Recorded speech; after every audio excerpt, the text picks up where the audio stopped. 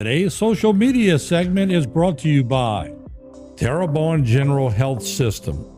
Your health is our legacy. Rouse's, you're either local or you're not. Buick, the craft of modern luxury. St. Martin and Bork, know your rights.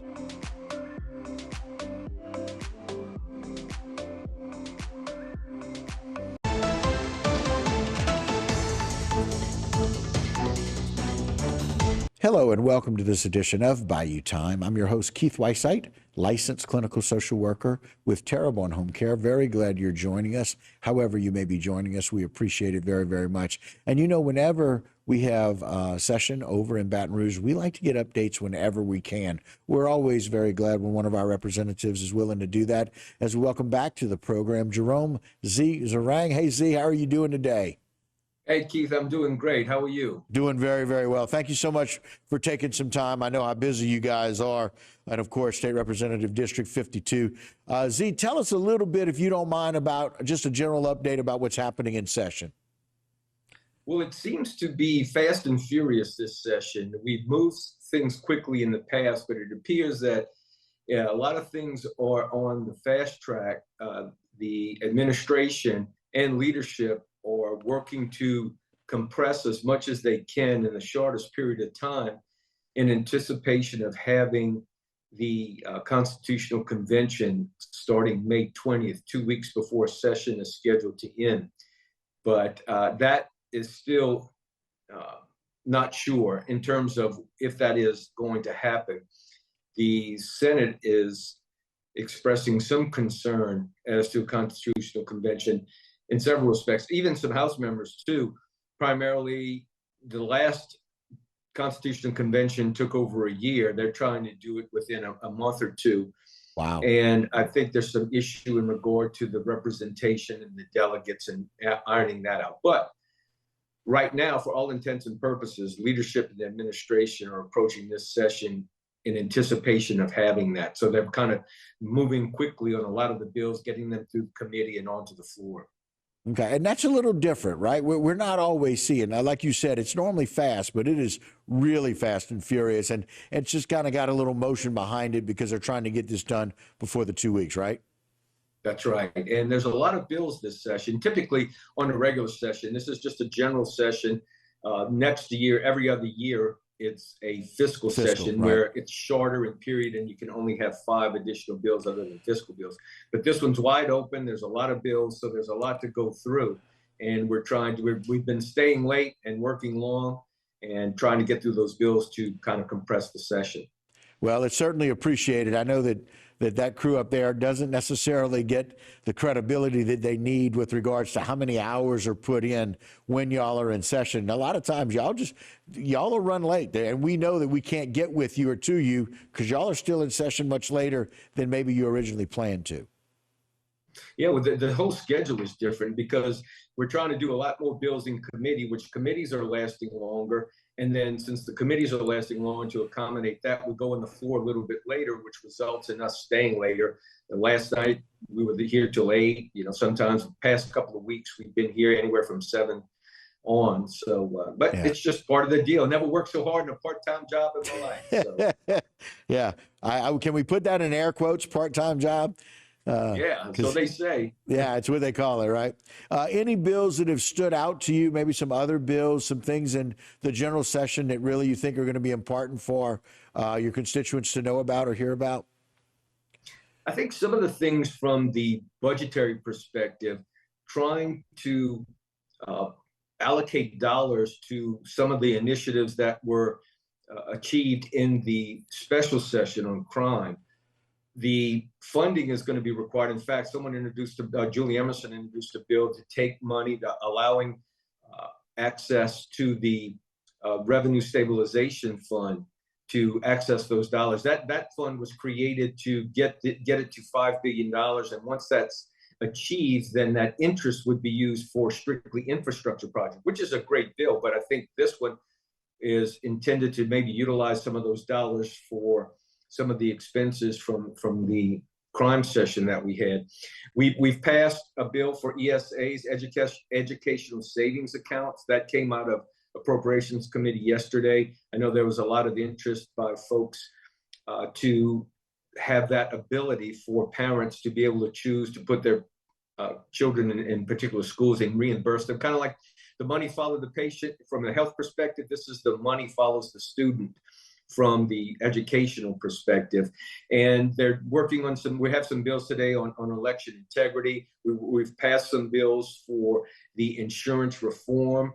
Some of those things are, especially for the people in our region, those are some of the critical issues that we've been working on this session so far. Well, that's exciting to hear that y'all are addressing those insurance reform issues. You know, we know that the commissioner, it was important for him to be able to say that there are a lot of things that they're working on with that and a lot of bills related to that. He mentioned that in our interviews with him some time back as he had just gotten in office. And so it's exciting that y'all are addressing that and that we're hearing some of those things being discussed about some of the relief that people are really needing and expecting.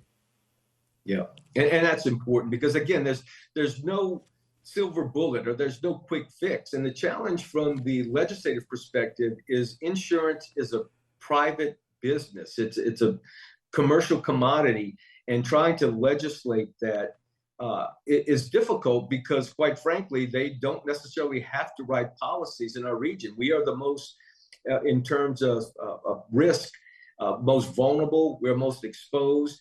And so we have the greatest risk when it comes to storms and high risk properties. And so that's a challenge to try to incentivize or encourage insurance companies to come here and write policies that we need, desperately need, but also because they are a business, making sure that they can accommodate both their business perspective and trying to get things done for the business, but also available to write policies for people. Yeah, it's about finding that balance for sure.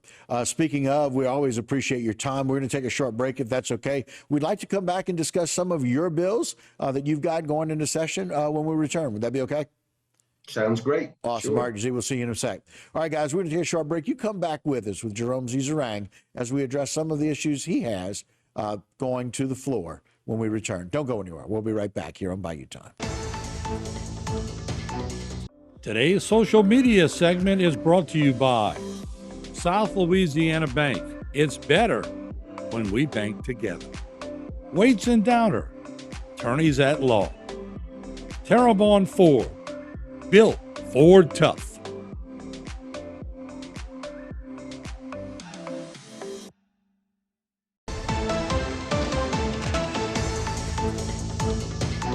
Hello and welcome to this edition of Bayou Time. Again, your host, Keith Whiteside, licensed clinical social worker with Terrebonne Home Care. Very glad you're joining us. However you may be joining us, we appreciate it. And we're always glad to get some updates, especially specific updates on some of his bills as we welcome back to the program Jerome Zeringue. Jerome, thanks again for joining us. Great to be here, Keith. Thanks for having me. Absolutely. We appreciate it. Thank you for that general update on what's happening over in this general session. We appreciate that. Tell us a little bit about some of your bills. As we know, not a fiscal session. You got lots of bills that you can present. Tell us a few of yours.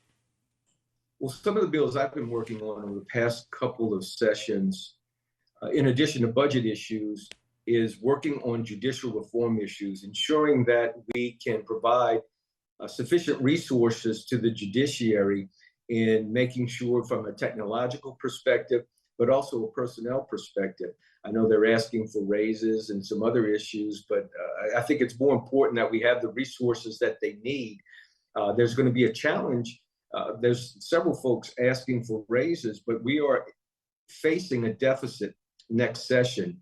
And there are things that are struggling to be funded from, again, as I mentioned, that previous crime session, but anticipation of the deficit, both that will be 0.45 rolling off and also a portion of the auto sales tax that's going to go to infrastructure and not be available to the general fund. So there's going to be over an $800 million hole that has to be filled. So looking at some judicial reform, I'm working on some coastal issues as well. There's, as you've probably read, there's a challenge with Plaquemines Parish holding up the Mid-Barry Terrier diversion, which is a $3 billion project, which is going to have a significant benefit to the wetlands and helping restore and achieve the goals that we're trying to make in coastal restoration and some of the things that we're trying to do.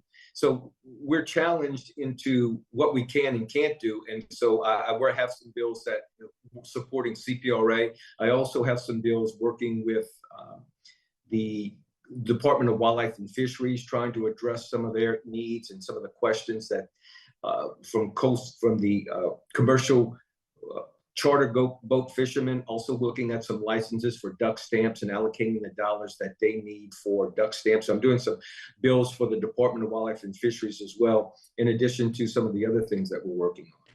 Yeah, and again, I always appreciate that everyone in our delegates down here are always focused on what we can do about our coastal needs. And, it's really interesting. I know that they've had a lot of information about that up with that $3 billion project. They don't always realize that that's going to impact the whole coast. That's going to impact from there all the way down. And it's important. Everybody talks about dredging. We have a lot of dredging in there, but we have to reconnect to the river. It's the river that built this whole delta. The whole platform of which we sit on in Louisiana was built from the Mississippi River.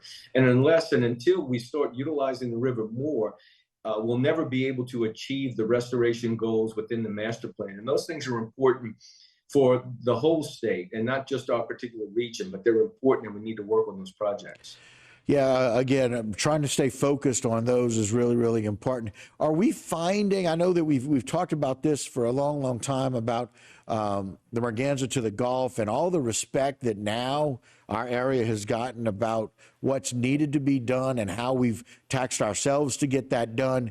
I know they've looked at that and talked about that. Are we still seeing that respect here through the state as the needs and the honoring some of the perspectives that people have about what we still need to do about completing those things? Yeah, unfortunately, up here in Baton Rouge, respect only goes so far as the checkbook or the nearest project or need.